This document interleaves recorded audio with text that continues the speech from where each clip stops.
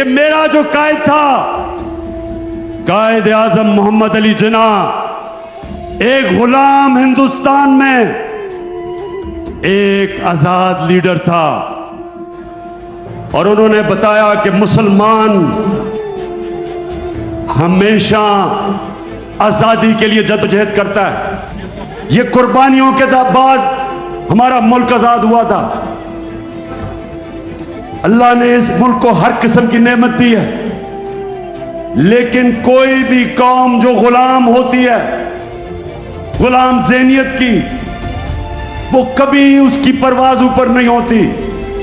जब पाकिस्तान बन रहा था तो एक नारा था कि पाकिस्तान का मतलब क्या और मेरा तेरा रिश्ता क्या।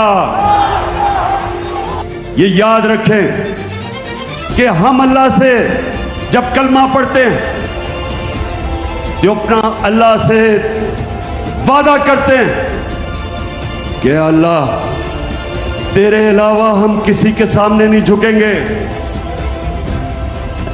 तो हमारे हाथ में अब पाकिस्तानियों ये ज़हनी आजादी की तहरीक कि हमें पहले इत्मीनान होना चाहिए कि हम नबी सल्लल्लाहु अलैहि वसल्लम की उम्मत है, दुनिया के सबसे अजीम लीडर की उम्मत है।